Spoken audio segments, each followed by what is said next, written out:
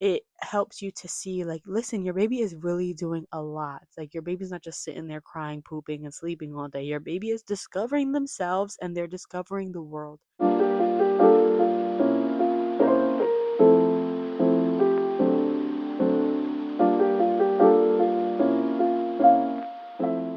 Hey mama, welcome back to the channel. And if you're new here, my name's Josie and this is Talks with Jose. I post every Tuesday with tips, stories, and scriptures to help you in your life journey as a parent. So let's get right into today's video. I know you don't know this, so I'm going to tell you my son literally just turned 1 and I can't believe it. It flew by so fast. Yes, we can clap. And I can't believe how quickly this year flew by. I know everyone always says, oh, it goes by fast, but I kid you not, I feel like I was doing everything in my power to make it slow down. I was being intentional, living in the moment, and it didn't matter because at the end of the day, he's 1 year old right now. A year ago, I gave birth. What is time? Like, what is going on? So, because of that, I'm dedicating this next series to my first year of motherhood, where I will be sharing with you my unfiltered experiences through each stage of my son's life. So, for this video, we're going to get into the newborn stage. I'm going to break this video up into 4 different categories where I will share with you my afterbirth experience, when I brought the baby home, how nights were with the baby, and some baby game changers that have honestly been just that, a game changer. Now, before we get into those sections, I did want to share that everything that I'm talking about in this video is my own personal experience. For you, it might be different, and I would love to hear in the comments down below how it was different. And if you are someone who is watching this video because you're about to have a baby, know that everyone's experiences will be different. And when you look back at this video, I hope that you see some of the positive experiences that I had in your experiences as well, and go into the stage with optimism. With that being said, let's talk about afterbirth and more specifically me holding my son for the first time. A little context, I did have a completely natural and unmedicated birth, and I had a 9 pound and 7 ounce baby. Yes, I already hear your oh my gosh. I also had a vaginal birth, so as soon as he popped out, they pretty much put him right on my chest, and I was so disassociated that I couldn't even fathom that I just gave birth and I had my literal baby on my chest. I was in and out of consciousness because I was awake for like maybe 24 hours. So holding my son was a scary experience for me because I didn't want to drop him. I was actually begging my husband to grab him or somebody to grab him because I didn't want to have him on my chest and me like fall asleep or, something worse happen.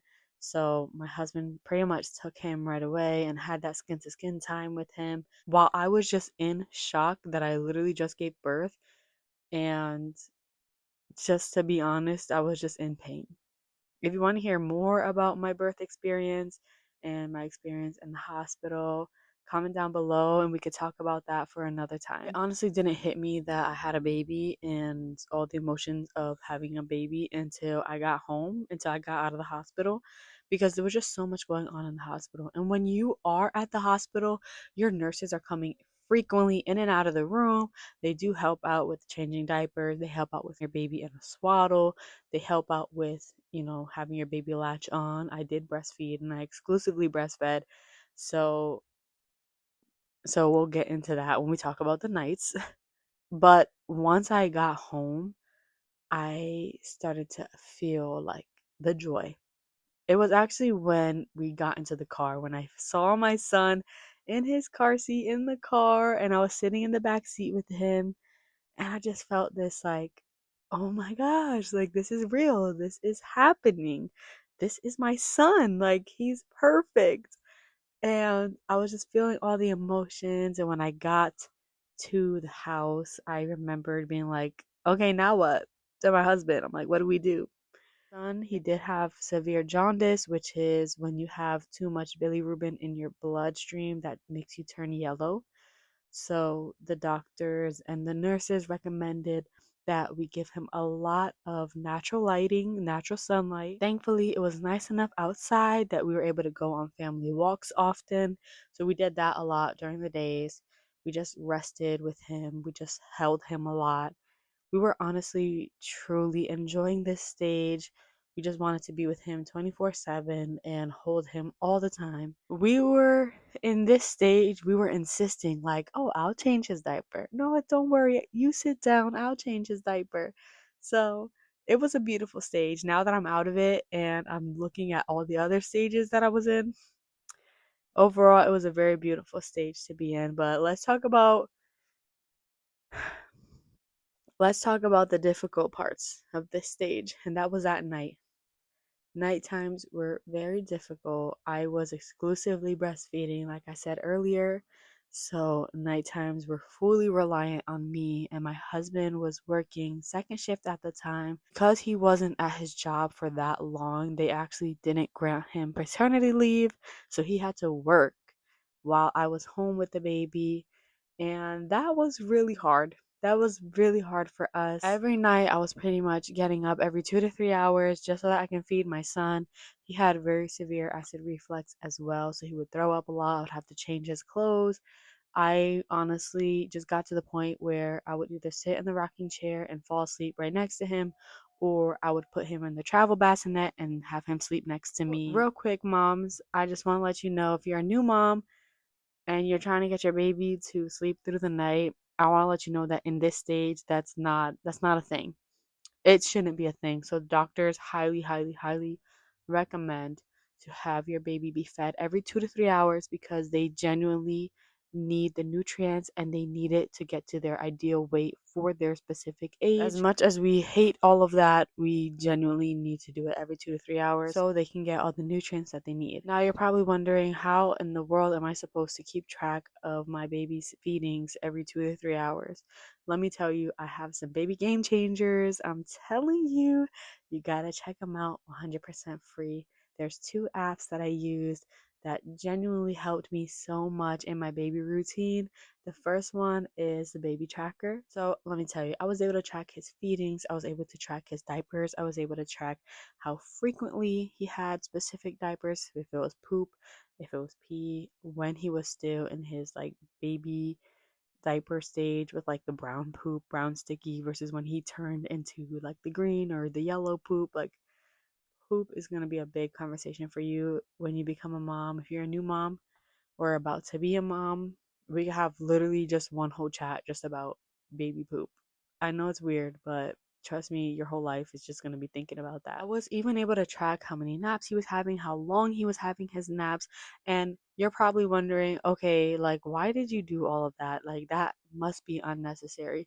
And to an extent, yeah, it is unnecessary, but I'm a type A person, so that just translated into me being a type A mom.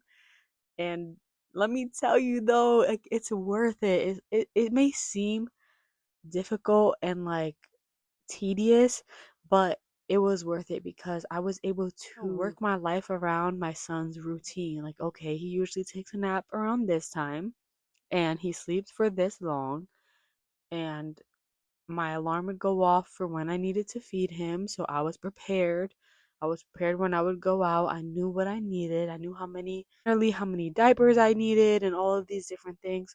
So it is worth just tracking something. If you could just track one thing, I highly recommend tracking his feedings, and in turn it'll connect with his nap time. And this other app that I didn't use it as often, but I did use it. It was called Sparkler, and it helped me really see where my son was developing and how I can help him through his development. It gives you activities that you can do with your baby so that they can grow in those specific developmental stages that they need to grow into, and you can see where your baby is excelling and where your baby needs improvement. And it honestly was so great. They would do like tests at the end of every like 3 or 6 months or something. I would do a test to see, okay, has my baby done these things yet? Has my baby discovered his hand yet? Has my baby cooed yet? Has my baby grabbed something yet. Like all these things we take for granted, it helps you to see, like, listen, your baby is really doing a lot. Like, your baby's not just sitting there crying, pooping, and sleeping all day. Your baby is discovering themselves and they're discovering the world. So we get to be a part of that more intentionally with this app. I feel like I can just talk on and on about the newborn stage. So if you have any specific questions about this stage, please comment them down below so that we can have a deeper chat about that. But I'm just going to end this video here and go into the word speaks. And if you're new to the channel, the word speaks is a section of the video where I share with you a scripture that has helped me through my life journey as a parent in hopes that it will help you as well. So let's get into it. Today's scripture is found in Isaiah 41, verse 10, and it says, "Don't be afraid, for I am with you. Don't be discouraged, for I am your God. I will strengthen you and help you. I will hold you up with my victorious right hand." So I chose this scripture because when you're in the newborn stage, it can feel daunting sometimes. It can feel like you feel defeated, but this is a reminder that the Lord is always with you. He will uphold you with his victorious hand, and you will get past this and you will be victorious at the end. Let's talk about it. If you're a mom who's been in this stage or is going through this stage, let me know what your favorite parts were. And if you are a soon to be mom, let me know what you're looking forward to. I hope this video was a blessing to you, and until next time, bye.